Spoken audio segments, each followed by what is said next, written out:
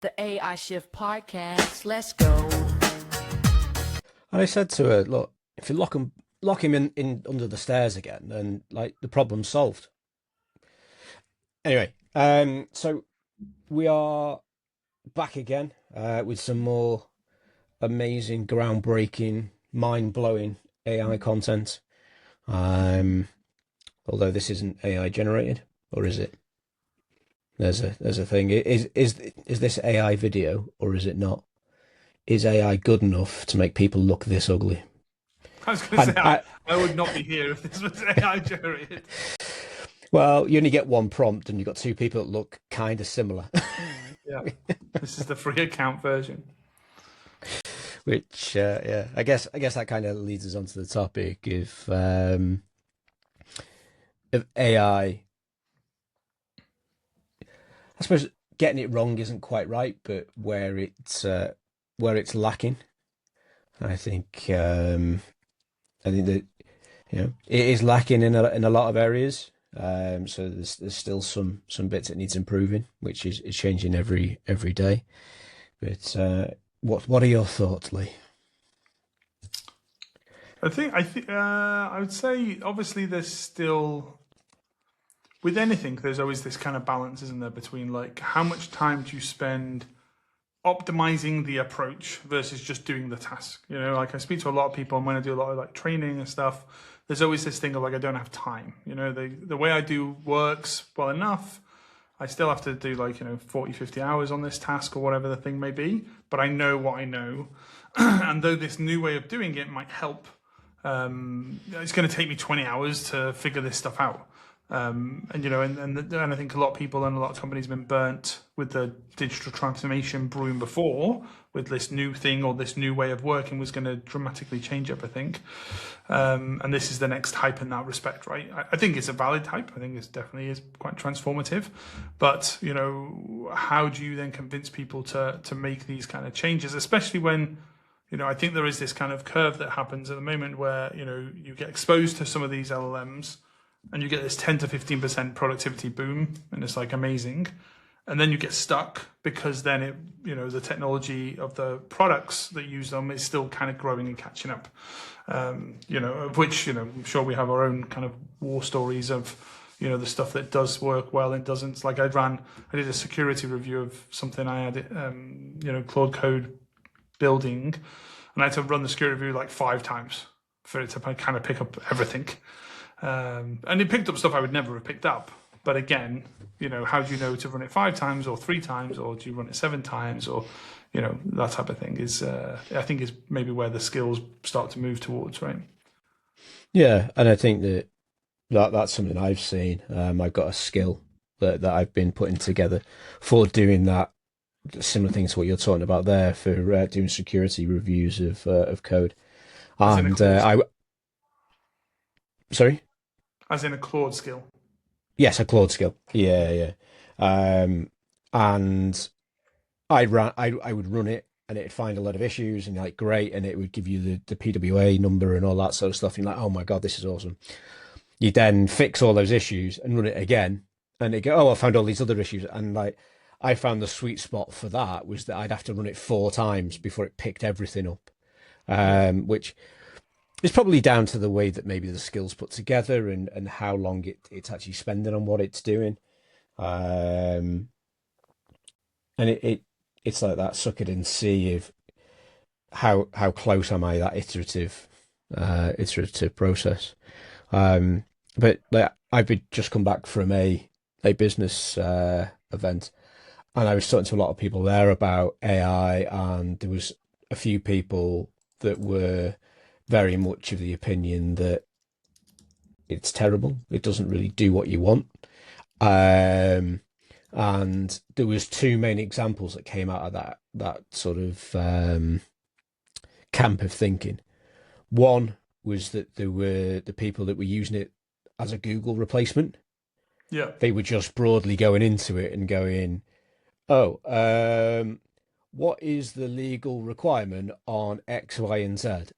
And it would give them some information, and some of the information might come back wrong because they hadn't specifically said, what is the legal situation for scenario X, Y, and Z in the UK under these scenarios with looking at this in this industry, putting that full context into it. And then the other ones was that there was a legal company that had issues with their staff using like ChatGPT to go and review documentation and saying, yeah, it looks great on the surface, but it's not picking everything out. And I said to them, like, well, it will pick everything out, but you need to give it a rule set. It was like, you need to sit down and go, look, this is our specialist field. These are the things that we're looking for. How does this document marry up to our rules and what we're looking for? So it's no different from you taking on a new member of staff, give them a document and go, pick all the bad things out in that legal document. That person's fresh out of uni. They're going to go through and pick up the textbook stuff, but they're not maybe going to get the nuanced things that they would find through experience. So yeah, when you don't quite use it correctly, then it's not great. But I think you said there, like they use the free version of ChatGPT. Well, it's not as efficient. It's not the latest models. And I think that they do sort of rein it in a little bit as well. Yeah, so they're not getting everything that you get in the paid versions, which it's a barrier to entry for some people because they don't want to go in and spend that cash to see how it works. They try the free version and go, that's not quite there, which I guess it's a good thing for people like ourselves and the people that are watching and listening to this, because you're obviously thinking more forward and being more of an earlier or early-ish adopter of it, so you can still get that little bit of ahead of the game. But it is stalling a lot of people's opinions and their sort of positioning with AI. But also I think it's like. I don't know what the term is. It's a term of like the AI, like the models have gone really fast, and they are amazing, right? Even if we get frustrated about them saying the wrong thing or whatever, but you can just write a natural language question in, and it will give you like unbelievable answers, even if you're vague, right? The problem I'm seeing now is that the ability to the products that utilize the models become the bottleneck. So if you've used like Claude Code or Claude Coworker, like they're great products, because there's been a lot of focus in that end product for the user within an agentic kind of structure and mindset. Like you set the task to go off and it goes off and does its thing. When you're wrapping that thing with something else, you're still probably keeping one foot in the old guard kind of mentality. Oh, I'm going to have this thing run 6 prompts, and the result of the first prompt and then the second. Yeah, so I think it's like with the products not being as mature as the models, then you get this lesser experience. If you use ChatGPT as a product, it's potentially not as good as when Gemini as a product comes out or something else. But the models are both very good. So then it hones in of like, how do you build better products? How do you utilize the best tool for the right or the different thing? And I kind of purposely now will use multiple models or multiple products just to see how the product is developed, because I don't feel like the models are necessarily getting much better. But like, if you used a Cursor or GitHub Copilot, it was okay. Then Claude Code came out, which again was a product that sits on top of the model, and that was like 5 times better. So now I think it's a case of like, can the products get better? And then maybe that's where the value add is, right? That's where the bit that people can really enhance and say, okay, we're wrapping this thing into, something of actual kind of value. I feel like that makes sense. There's just something there around like. But then the problem is the speed of it all is just happening so much quicker. Normally it would take a couple of years, right, in conventional software, and this is happening now in like weeks or months. And then that becomes because, I've tried to, you try and show people some stuff, and you're using it all the time, so you're hardwired to think of how the product will maneuver or how it will work, and you'll use a new product and it'll be quite adapt. You'll be able to pick it up quite quickly, and then you show someone else, or you give them instructions of like every step of setting up, and you're like, oh my, this is, this is a lot. Like just setting up, Claude Code in VS Code for my kids to start building some stuff, and it took like it took 25 minutes. Like log into this, subscription for this, authorize this, permissions for that. And you're like, oh, this is the barrier, right? Yeah. Yeah, there's definitely that. I think that, like I mentioned before about you need to set up your prompt properly and give it all the extra bits of information. But that's where these platforms come in, right? These platforms are often a wrapper around a Claude service or a ChatGPT service or whoever. But when you go and write what you want, that's not just what gets sent to the AI. Whereas if you went in and used their desktop app, that's what gets sent to the AI. There's a lot of extra stuff around it. So like I've got some stuff I'm working on that will produce build plans and tickets and stuff like that. And you kind of you talk through the product with it. Then, but when it gets to the point where it wants to then go and build a build plan, like I've got huge sections of text that are, this is to be a security first built piece of software. You must think about all of these things. You must do this. You must do that. You must not do this. Do not do this sort of thing. Don't put secrets directly in the code and all that sort of stuff. Whereas doing that on your own, that's a lot of graft. And it's where people are still seeing, well, they don't want to sit and write. They just want to tell the AI just to go and build it. Where these platforms are now adding that value add to the top of it. But you think with that though, like because you see that and you go, okay, well, so people are adding the value add, and then they wrap a whole product, right, a whole classic SaaS solution around it. And you're like, well, actually, this should just be like an agent wrap. Like this is just like a new thing, right? Which is just like an agent wrapper. But they can't sell that for $50 a month. They have to build out the whole platform and then go after. Then okay, now we're going to do audio and now we're going to do video, and everyone's kind of still land grabbing. But actually, for this stuff to really kind of drive forward, all you want an agent, and then be like, right, this agent understands this is a security agent. And it can basically hook into the rest of the systems in an agentic conversational way. I don't need to have a product with APIs and OAuth and all the other stuff. Yeah, so there is that. And I think the issue right now is that we're not at that stage because you still need to be a technical person to do that. To be able, it's like we use like Claude Code in a terminal, right? Wherever that terminal is, we use chat, we use something else, and there's still, like you said, 25-minute time to get that set up, and that's when we know what we're doing. So it's going to be hours for someone that doesn't know what they're doing, and even if you're running like local LLMs through LLM Studio or something like that, that's not easy for the non-technical person to get set up.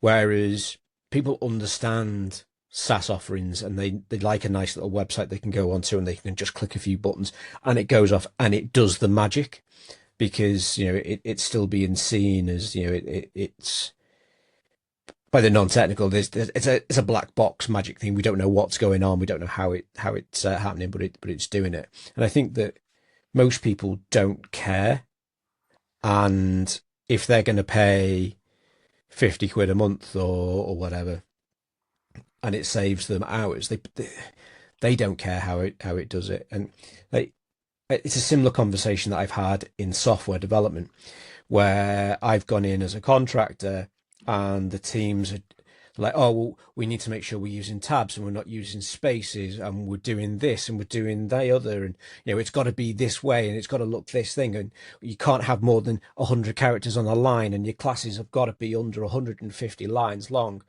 And I'm like, well, that's all well and good, and yeah, I like to have nice code, but you're not here to write pretty code. You're here to solve a problem, and the business owner doesn't care if it's written in .NET, if it's written in Python, or what type of compiler you're using. They just want the output. They want the solution to the problem. And I think that's the same here. You know, if you can quickly offer somebody a solution with AI, then people are probably willing to pay something for it, because like a lot of these platforms that are coming out, they might do a single job, but they reduce the amount of man hours that are needed to do that job. Like that scoping stuff I was talking about can take days worth of work and have it done in an hour or so, you know? And we're seeing similar things in the build space where you can take a scope that you've written traditionally or you've written with AI and get an AI to go and build it. It might not be perfect, depends on how well the scope's written, but it's going to build something, and it's probably going to get something in front of the customer quicker than doing the traditional way. And you can prototype in 20 minutes, in half an hour, right? Like, it's pulling us into agile with a lowercase a rather than agile with an uppercase a. And agile with the uppercase a is like the agile manifesto, sticking to that. Agile with the lowercase a is we are agile, we can move quick, we can chop and change. And I think that overall it's better for business and it's better for developers, because you get that feedback quicker. Yeah, we're not maybe writing every line of code anymore, but we're getting the solution out there, and it's a changing mindset.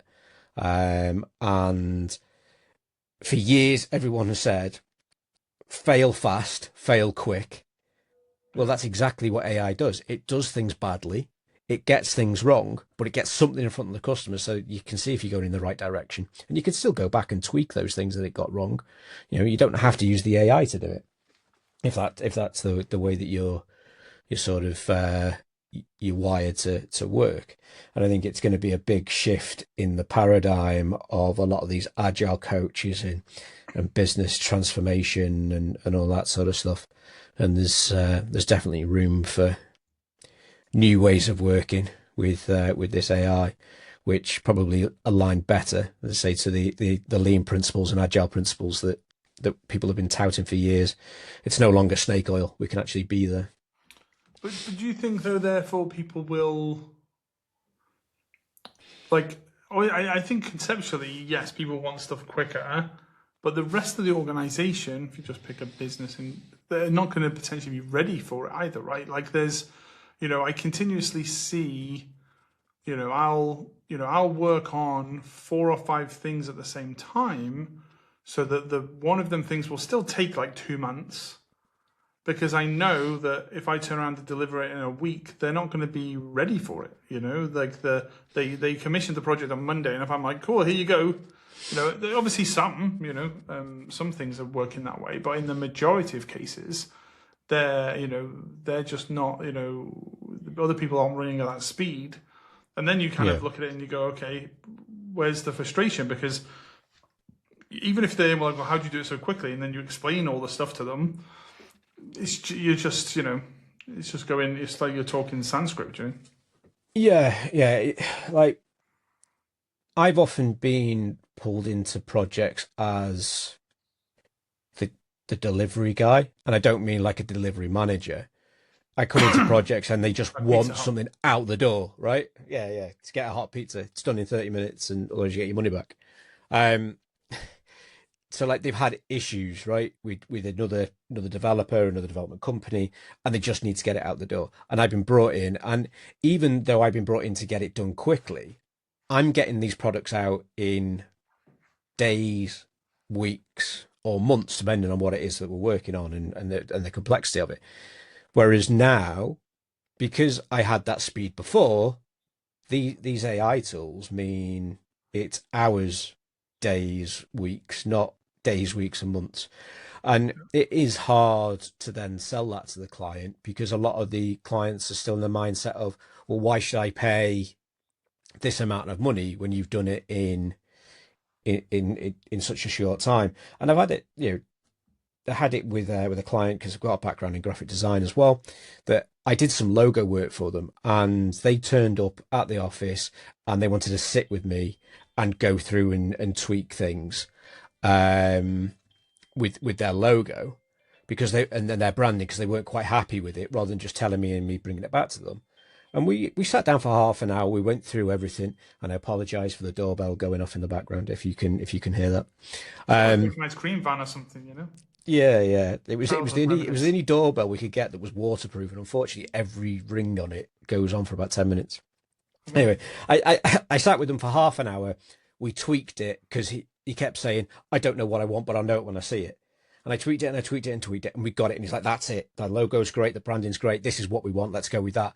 And then he went, "Well, it took us 30 minutes. Why are you charging me this much money?" And like, Yeah. because it took me 20 years to get to the point where I could do that in 30 minutes. And that was justifiable then. I think the issue we're going to have now is they're going to go, well, if you could do this in half an hour, why should I pay you £20,000 for that, or Yeah. $25,000 or whatever it is that you're working in? And again, I think right now we've still got that card of, well, it's my skill set, my knowledge, my experience on top of it, because I've been able to accumulate that, put it into the right thing for the system to drop that out. Give that to someone else, and they might not be able to deliver the same thing with the same product, the same AI agent and all that sort of thing. But give it another 2 to 3 years, it'd be different. Any Tom, Dick, or Harry is going to be able to go, I want to build a mobile game, and I want it to make me £1 million every day through microtransactions, and it's got to be a game where it's puzzles and it keeps your brain engaged. And that's it. And it'll go, oh yeah, okay, I'll go and build something. And everybody will be doing that. I think, and everything, and community, yeah, and audience, and all that stuff starts playing the part, right? Yeah, I think it's going to destroy the proof of concept industry, right? There's been a big part of what I've done, as well as like rescuing terrible projects, is proof of concept work. And I've gone in and I've spoken to the company. They go, because they brought me in and they go, we want to prove this idea out. And I sit down with them, work it out, and then go, that's not what you want to build. This is what you actually want to build. And then I go away and I spend some time building that, and then go, right, let's trial that. We tweak it and all that sort of stuff. And I think that they probably, in that sort of 2 to 3 year window I was talking about, that's going to get compressed down, because the tapping on the keyboard is not the hard bit. The building the proof of concept's not the hard bit. It's then maybe filling out that proof of concept into a full-blown product, or integrating it into an existing product that's a little bit tougher. But again, it's not out of the bounds of reality now for the agents to do that. I think it's the corralling of the AI that is going to be where our sort of, maybe not our jobs, because we might be old and crusty and dead by then. But 2 years. 2 years, you never know. Yeah. No, I don't want to be too optimistic. There is a reason they call me the cynical developer. But the industry for software developers is going to become more around corralling an AI agent rather than actually writing the code. And then they just got to make sure that it's doing the right thing. Sure. But then maybe it moves, maybe again it comes back to, like we mentioned in a previous episode, the whole solo founder, solo creator, solo builder, not even from a business perspective, but maybe you just end up doing more, right? So it's not a 10-person team, it's a 1 to 2 people team, and they're still doing the same output, but they're able to, be closer to the bone of it all, because they're orchestrating the agents rather than doing the work. And then then I don't know, I'm of the believer, and I hope I'm right, of like passion and belief in an industry or in a problem set, that this is the mass enabler, right? You don't need, to pay a digital agency or a consultancy company, $1 million to give you a PowerPoint or build you a demo or whatever it is of your tool now. You can iterate on a Friday night and, into a Saturday and build something as an example. And then, this really then hones into like, is the problem that you're actually trying to solve a real problem? And eventually, obviously, all the tools will become commodified the same way that, I think we were both a little bit too young, but I can't imagine when the typewriter went from that to, to the keyboard, that there was people on typewriter going, this is going to be just for the subset of individuals, when everyone moved over to the computer from the typewriter, we created new things, and new things to do.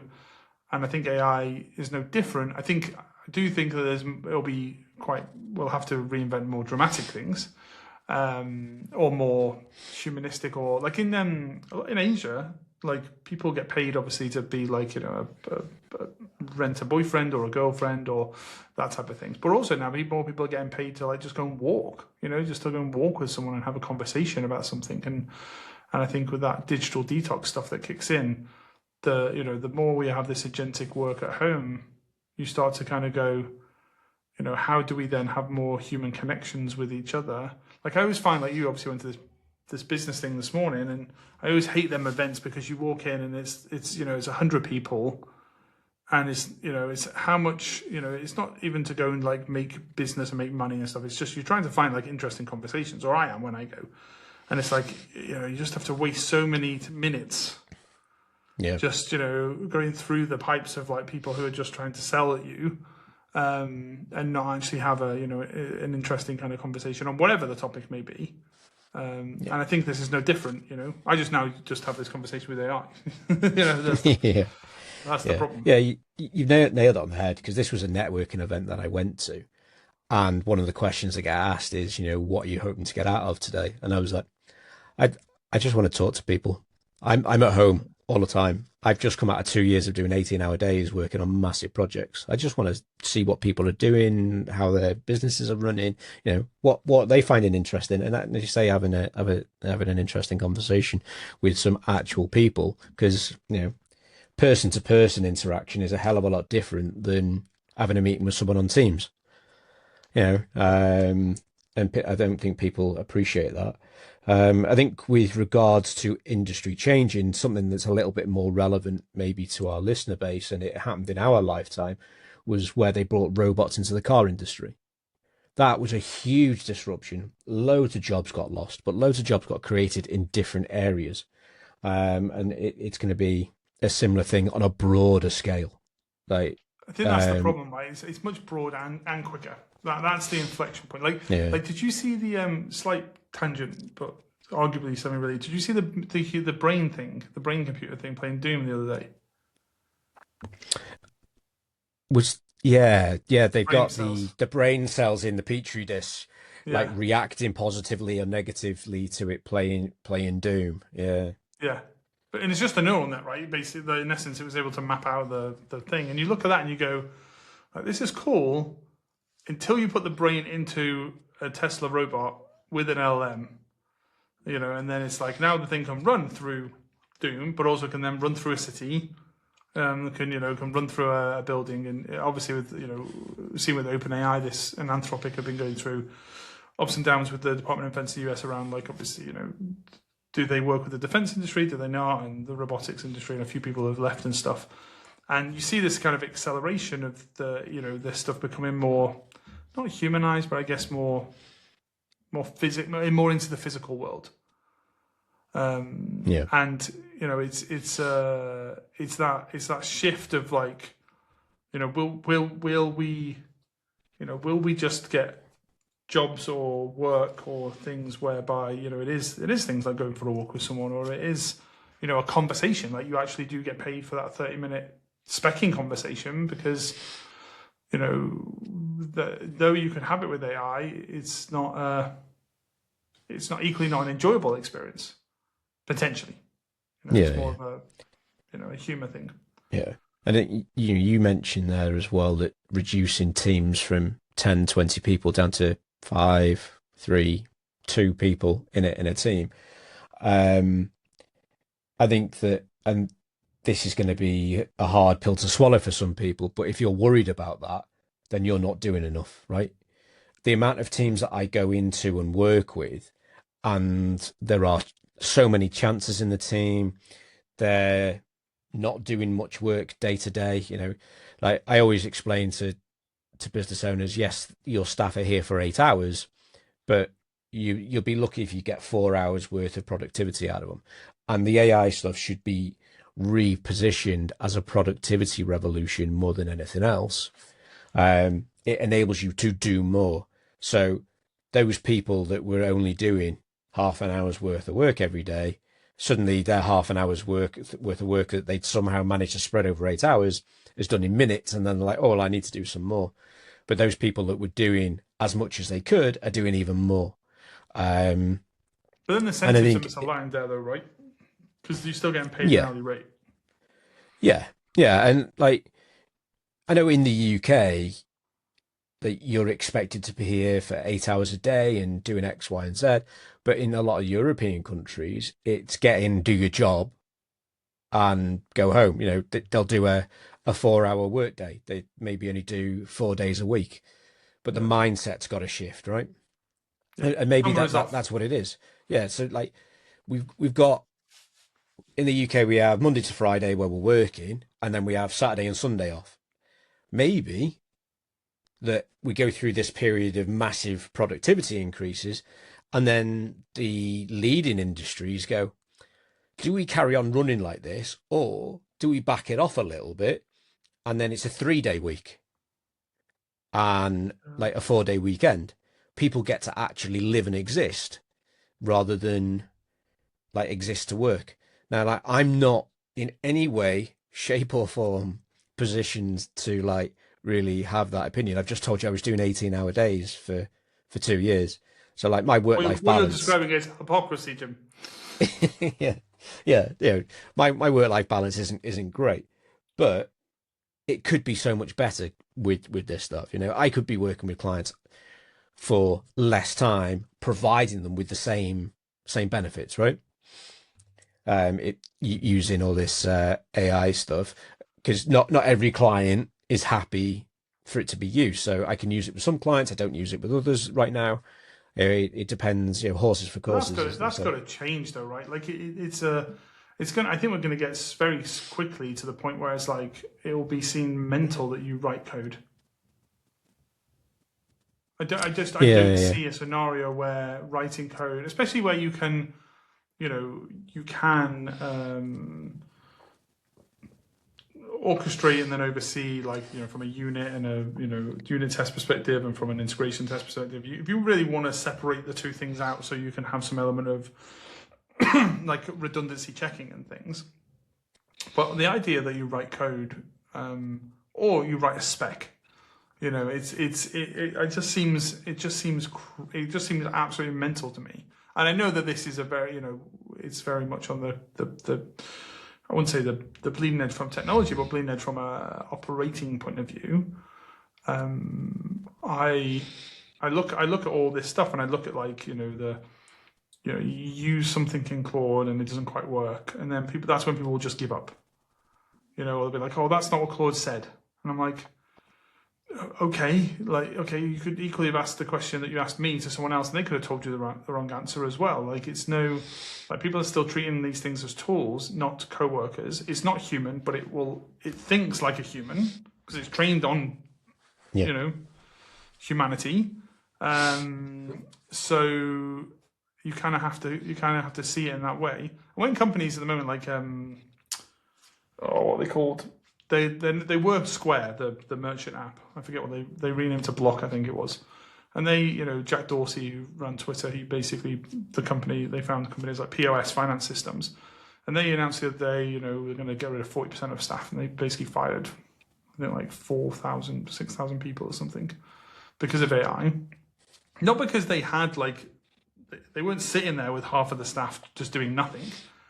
They saw this thing potentially coming, and also their stock price is down like 75% since IPO, so there's other factors to it. But they cut half the company.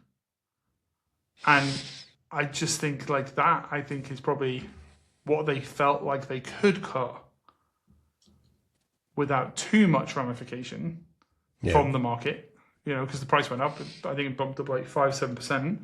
And you look at this stuff, and I don't know, I'm not really. We jumped around on this episode a bit, but I do worry of, like, how do companies and individuals who are in these roles today adapt quick enough if they're not doing it already? Because like you said, the scenario is now that the thing that took months and weeks now takes hours and days, or sometimes minutes, because you just let it go on, and it might still take 2 hours to do it, but you're not, you're not there. And the productivity benefits for those people who embrace it, it's not 10-20%. It's like 500-600%. Yeah.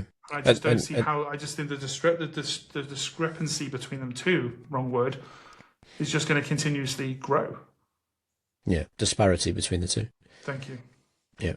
And it's, where are those 6,000 people going to go? That's one corporation, right? What are they going to do? Because right now, they're jettisoning these jobs.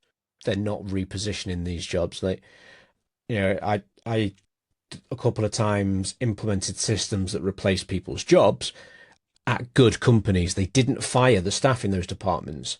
They repurposed them and put them into different roles, and they had something else to do. I think that's going to be the biggest problem we're going to see, is that sort of increasing level of unemployment until they work out what these new roles are going to be. And that's where I was sort of like angling, or maybe it's less work and more living sort of scenario. In the Middle East, we have a 4.5. Most of the world, most of the companies here has a 4.5-day week. Kids do school on half day on a Friday. Potentially, that will become a 4-day week. I think in one of the Middle Eastern countries, I can't remember which one it is. They're down to a 4-day week. Because obviously the more time you give people off, the more they can spend, and then that helps with GDP growth as well, right? So it's valuable for the country in that respect, and maybe it'll iterate over time. Because I agree that I think in a lot of scenarios, people do just work 20-25 hours of actual value. The problem is you just don't know when them 20-25 hours are going to happen. When you hit that spark of in the moment. And how do you then bottle it and again wrap it potentially, or do you just does everyone just build out these sub agents of their intellect and their knowledge, kind of like a digital doppelganger of sorts, you should trademark that, come up with a book on it. yeah good idea. They and that thing goes to work for them and does a task, and in 2 years, 3 years ago, sounds very sci-fi, but you start to look at it more, and I think maybe that is how you save this to a degree, right? Because then it becomes just a competitive landscape of, you're not firing people, you're then firing their agent. They get to take it home and they get to, make it better and understand more about a topic and train it or whatever the thing may be, and then they send it to work and it goes off and does its thing and works for people, because I just don't see the alternative. Because right now that works for people coming from pre-AI era, right? Because they have the skills. Post-AI era, people aren't going to have the skills because they're just going to rely on the AIs to do it. I think there's going to be massive cultural shifts in different cultures.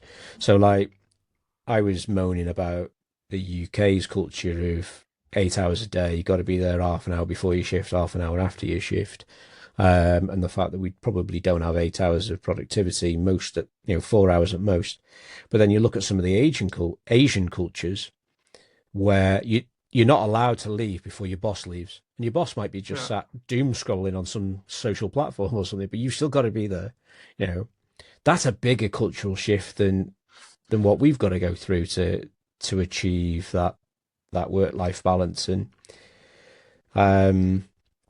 looking in the States, where you have to be able to do the job above you and the job below you, because if one of those people gets sacked, you've got to be able to move up or down and cover that. That's part of their working culture. How does that shift? Does it move us more towards that single way of working as a race on the planet, or what? There's a lot of questions there. Yeah, it's a hot. But the thing that's the extent, isn't it? And I think probably that's what's the issue. To be fair, the mismatch of this episode is probably the problem with everything at the moment, which is, we use this stuff day in, day out, and we still find issues with it. Which means it doesn't do something. or it deletes something it shouldn't have, or it, it makes a change in one place and then changes something else. You're like, why did you do that? And it's like, oh yeah, my bad. It's like, no, why did you do that? And all the way up to someone who's completely unaware of this stuff and has just been given an email saying, look, your job has been terminated because we've embraced AI within this sector. And they're like, what? They have no idea, and their skill set is they are their skill set. So if that industry is then just going to disappear, then where like you said, where does the retraining come from, and where does the embracement of it?